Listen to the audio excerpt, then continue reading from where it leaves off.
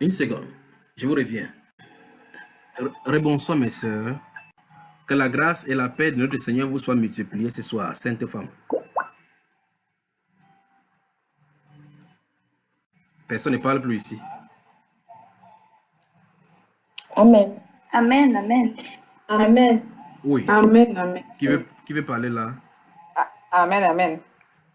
C'était moi, la sœur Annabelle. C'est la sœur Annabelle. La sœur Annabelle, dis-nous. Oui, tu as la parole. Déjà, tu sais ce que je veux dire Annabelle, n'est-ce pas? Non. Depuis que tu es petite là, tu cherches seulement les questions sur l'amour, ton propre prénom, tu ne cherches pas ma sœur.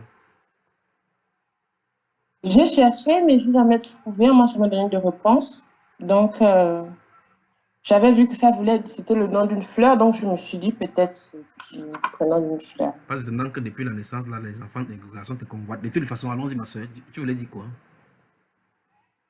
J'avais fait un songe sur la mort concernant 4 pays, et puis il y avait la mort de président africain dedans. Permets-moi de noter. Dans un ordre donné. Voilà, s'il te plaît, on va y aller doucement. Tu vas parler de telle façon que ceux qui nous écoutent puissent savoir que c'est pas moi qui suis en parler. Parce que j'ai une voix masculine, alors que tu as une voix féminine. Tu t'appelles Annabelle, d'accord?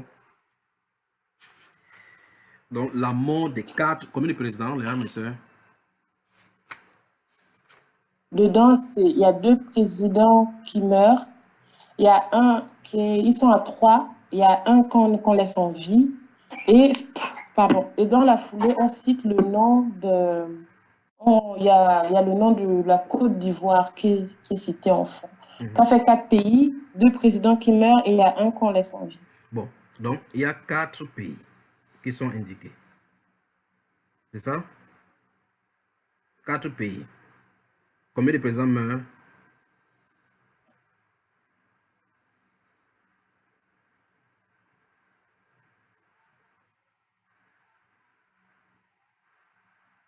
Sa connexion est partie, c'est comment? Oui, frère. Voilà. Allons-y, on va commencer. Le nombre de pays, il y a la Côte d'Ivoire, mon pays. Et la Côte d'Ivoire, pour le premier pays, c'est le Cameroun. Le Cameroun. D'abord. Oui, il te voit venir. Donc tu commences par le Cameroun. Le Gabon. Non, mais c'est vrai, c'est bon. Quand je vais raconter le songe, c'est dans l'ordre en fait. Ok. C'était le Cameroun. Cameroun 1, oui. Cameroun. Gabon 2. Le Gabon et le Congo. Gabon, Congo.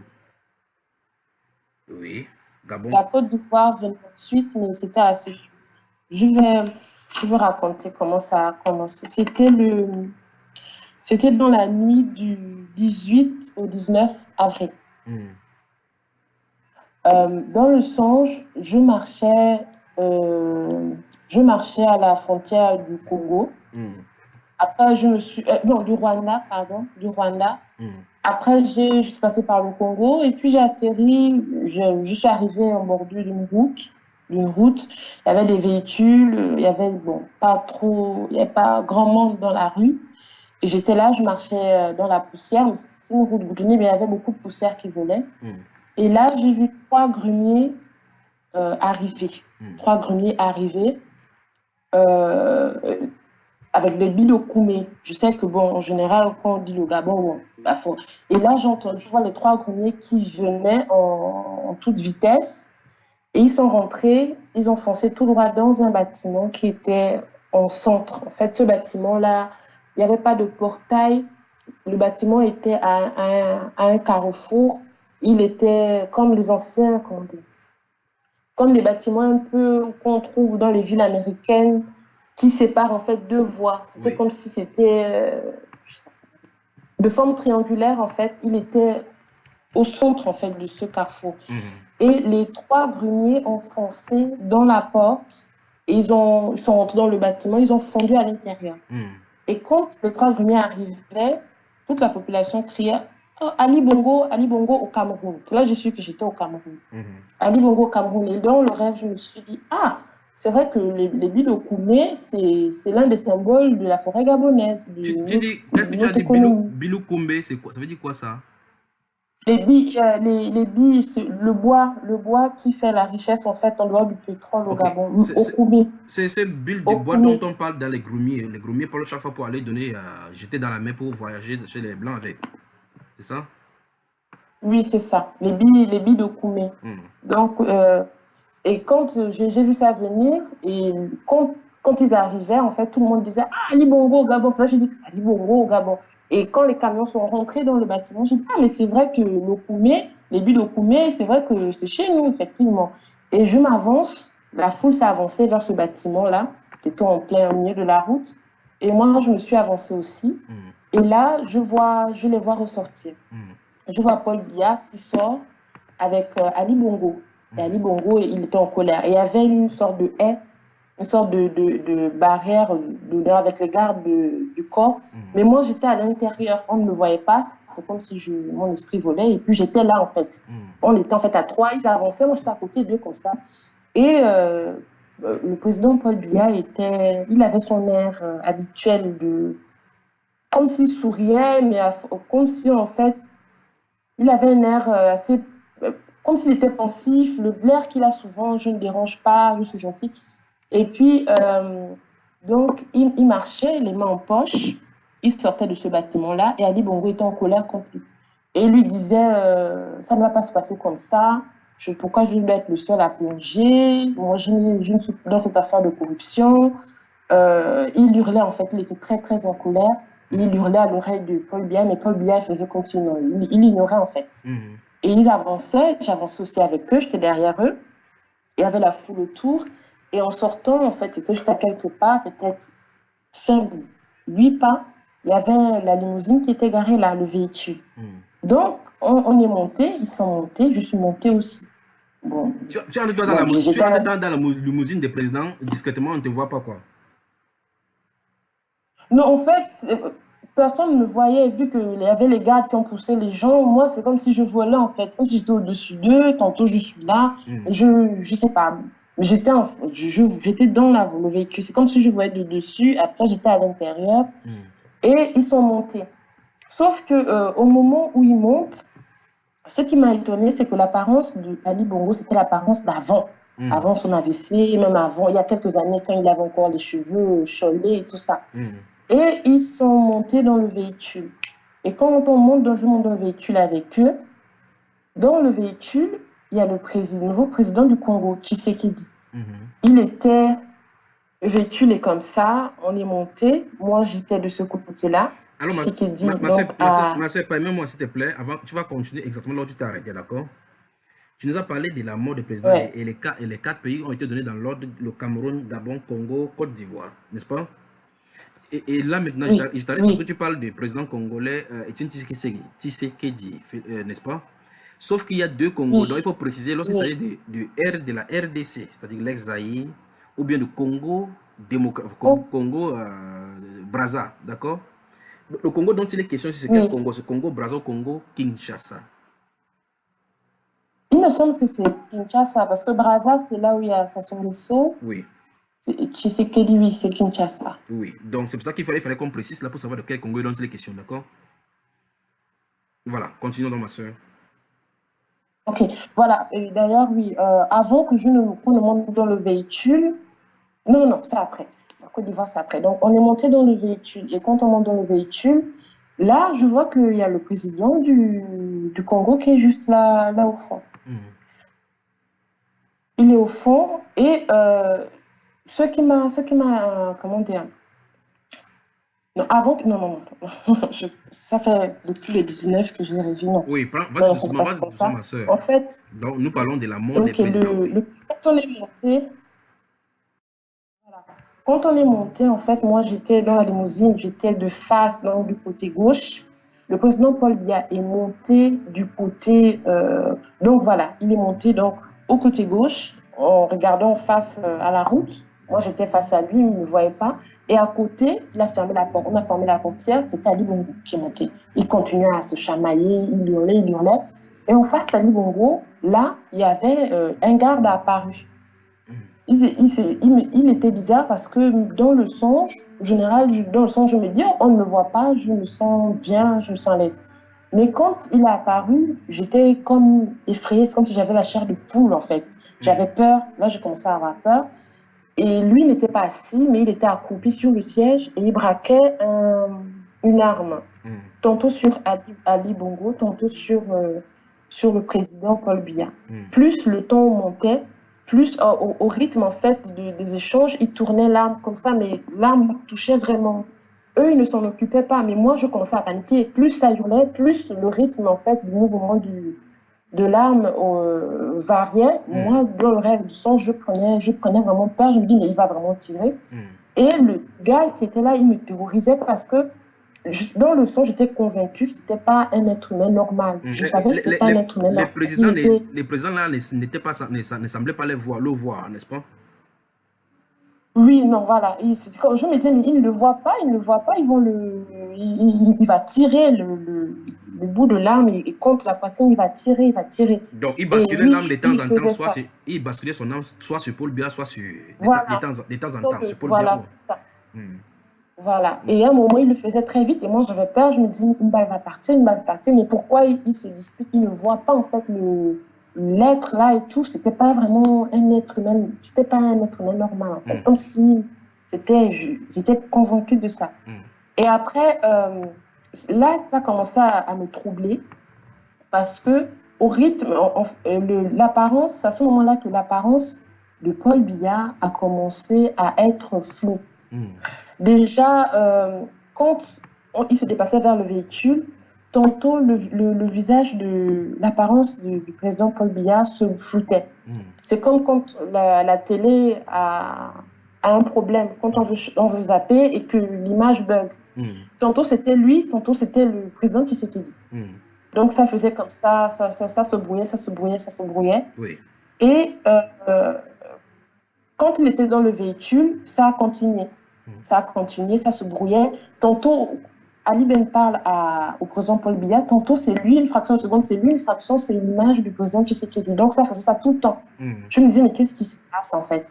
Et jusqu'au moment où le gars tire. Et quand il tire sur le président Paul Biya en pleine poitrine. Et là, il tire. Et je vois la scène, et au moment où je me retourne pour voir ce qu'il fait de Ali Bongo, il tire aussi sur Ali Bongo. Donc, je meurs. Et quand je me retourne pour voir le corps du président Paul Biya, c'est le président Tshisekedi qui était terrorisé. Il était terrorisé. Regardons, ce n'était plus Paul Biya, c'était le président Tshisekedi, mais il était encore en vie. Et il regardait Ali Bongo, et il était vraiment paniqué, il était terrorisé. Il était effrayé. Et c'est là que moi, je suis sortie donc, du véhicule, je ne sais pas comment, bon, j'étais hors, j'étais comme un peu au-dessus, je voyais la foule a commencé à hurler et aller dans tous les sens. Et juste avant qu'il ne tire sur le président Paul Biya, il a tué un seul garde. Un seul garde qui était en tenue. Il y avait différents corps armés aux alentours du bâtiment, et il a tiré juste sur un seul. Celui-là, il semblait normal. Mais tous les autres, c'est comme s'ils étaient différents. Il y avait les forces camerounaises, il y avait un peu de forces congolaises à cause des tenues militaires qui étaient différentes. Mais il y a juste sur un seul que cet être-là a tiré. Et ensuite, il a abattu les présidents. Et là, ça m'a intriguée parce que et tous les autres n'ont rien fait en fait. Ils n'ont pas couru vers les présidents. Bien au contraire, dès que je suis sortie et que les deux présidents étaient abattus, là, tous ces corps armés là se sont mis à attaquer la population. Ils ont commencé le massacre. Ils n'ont tué qu'un seul militaire. Je pense qu'il était normal. Ils ont commencé le massacre. Et quand moi je suis au-dessus, je vois comment on commence à tuer les gens, à découper les gens, à violer les gens. C'était vraiment horrible. Et j'étais au-dessus et c'est à ce moment-là que je regarde vers la gauche, donc dans le coin du bâtiment.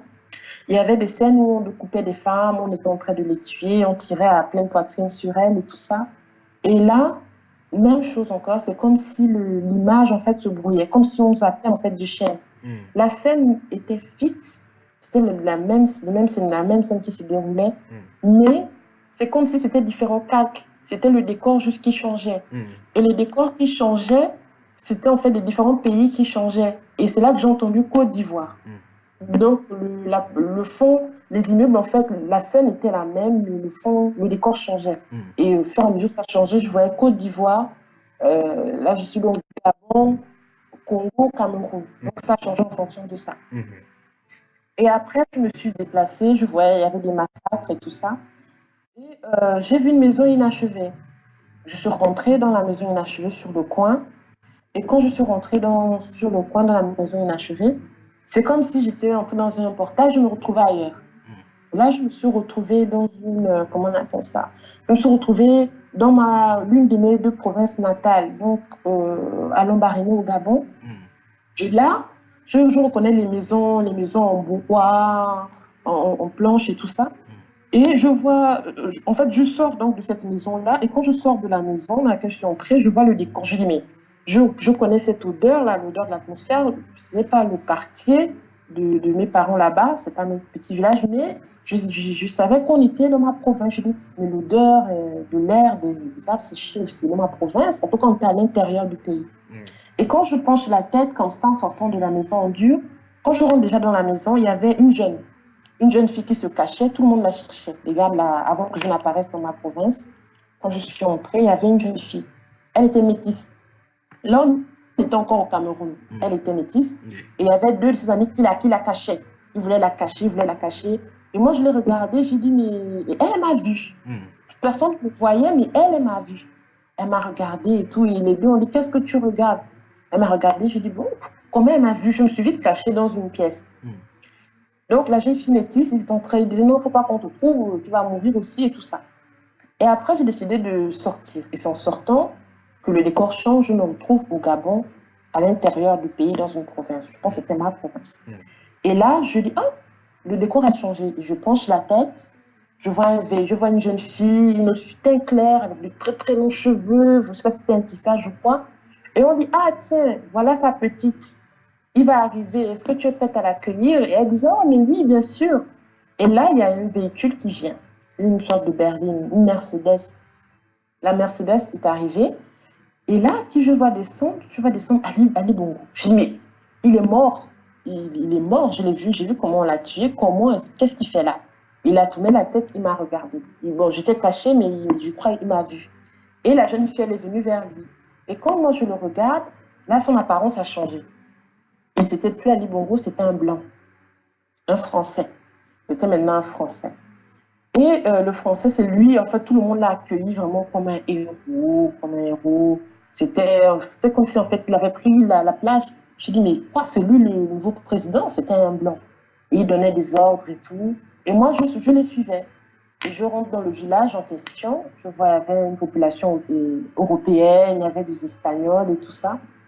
On est rentré dans des bâtiments en planches, mais à l'intérieur, c'était comme dans les églises, avec les coloris qu'il y a sur les fenêtres, les dessins, des sortes d'images, des estampillés et tout ça. Je dis, mais à l'intérieur de leur bicoque, c'est comme ça, mais pour le peuple, c'est pas ainsi. Et donc, je les suivais et tout ça. Et lui, il m'aimait pas beaucoup, il me regardait assez durement. Je faisais mine de m'intégrer. Il y a une qui m'a amenée, bon, ça s'est un peu embrouillé. Et là, j'ai dit non. Qu'est-ce que je fais ici? Je décide de rentrer dans la maison inachevée. Je rentre et là, je réapparais donc au Cameroun devant le bâtiment que j'ai laissé.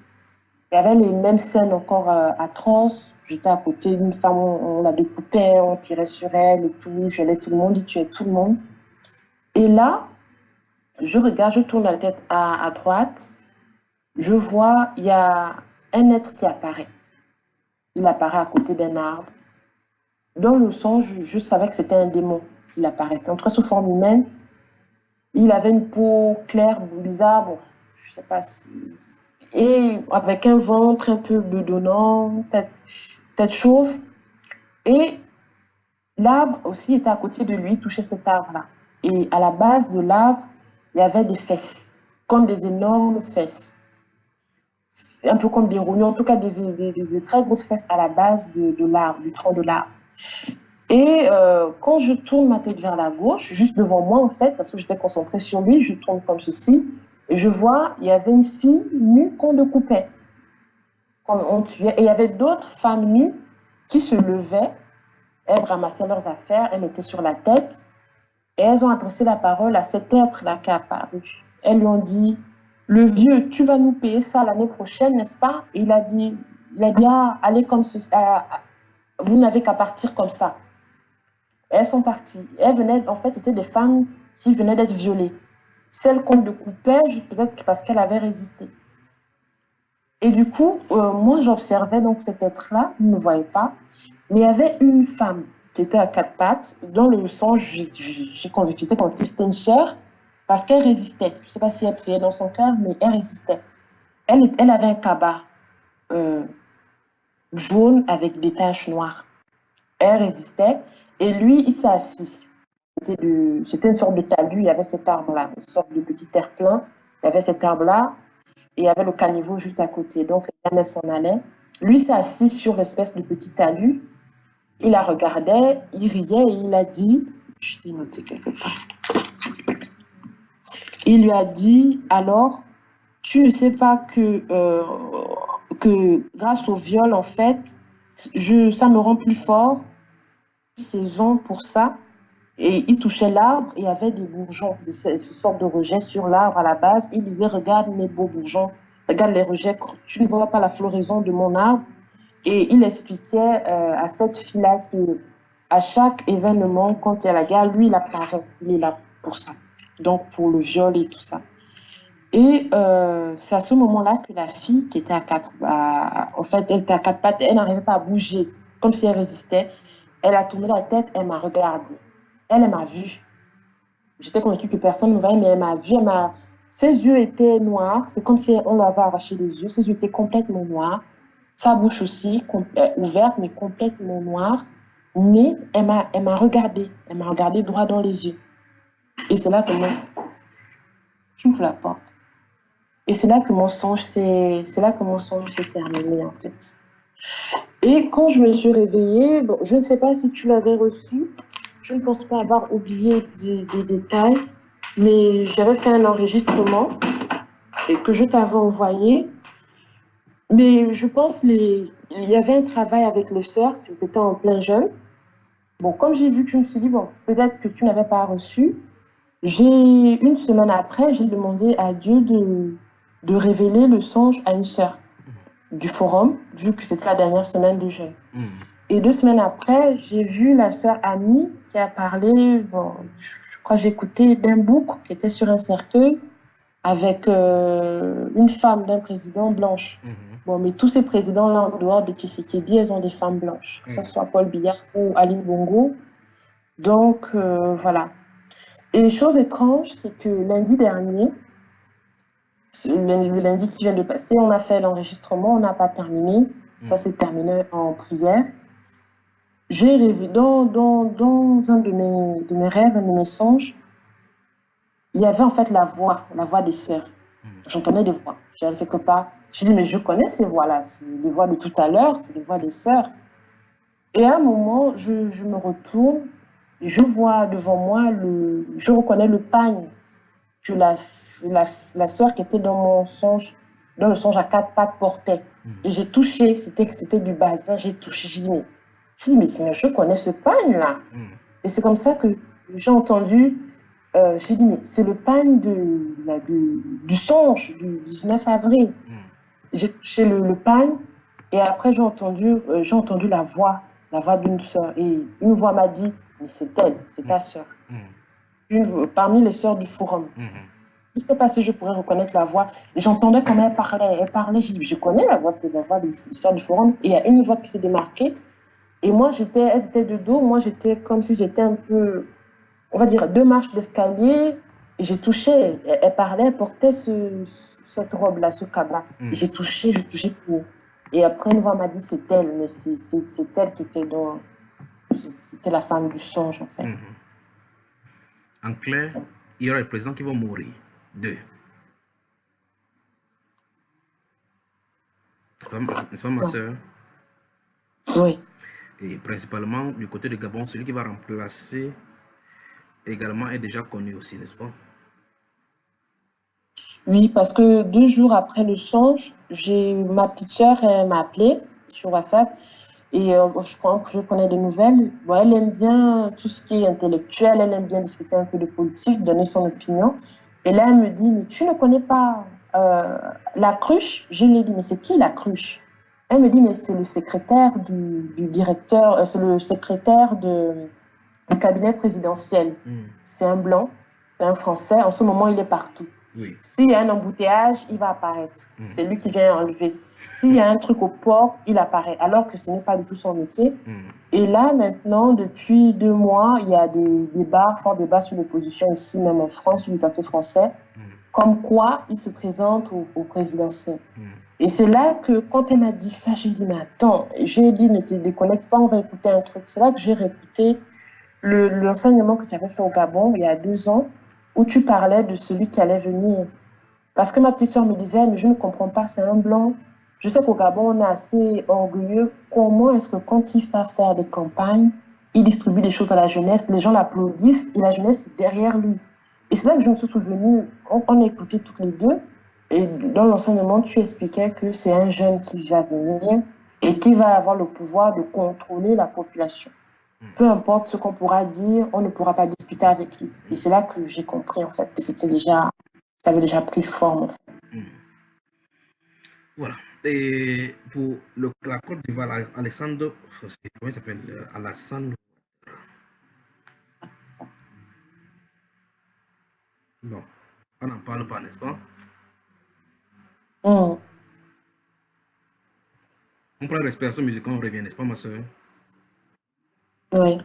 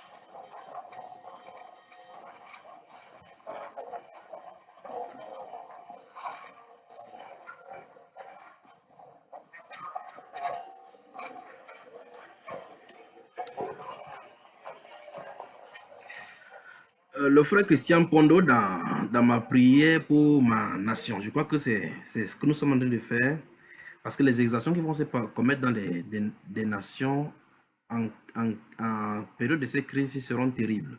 Mais c'est le vent qui est en train de souffler, on ne peut pas arrêter cela, le changement est en train de souffler dans toute l'Afrique pour pouvoir briser, parce que le changement a été fait déjà sur le plan céleste.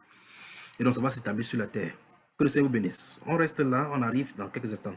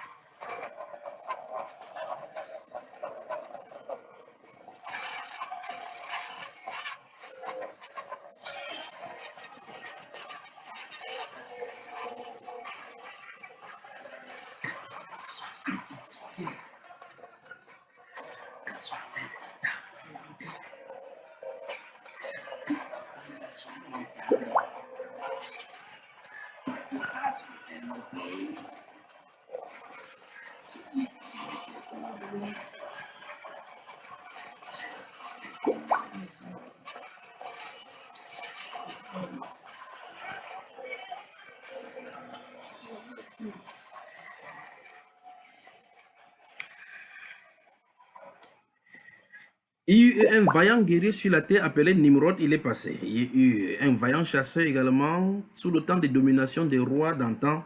Antazézès, ils sont passés. Les rois des mers sont passés. Alexandre le Grand, à l'âge de 30 ans, a conquis tout le pouvoir et a brisé tous les rois et royaumes qui étaient sous sa gouverne. Nous avons le roi Darius, le roi Cyrus, Darius Ier, Darius II et tous les autres qui ont passé. Les rois de cette époque puissent-ils prendre instruction que malgré le grand Nebuchadnezzar qui a parcouru ciel et terre et a dominé de l'Égypte ancienne jusqu'au niveau des Indes, dans toutes les provinces qui étaient sous sa domination, il est finalement mort. Puissions-nous comprendre effectivement que même les chefs d'État meurent. Merci au frère Christian Pondo. Vous pouvez retrouver ces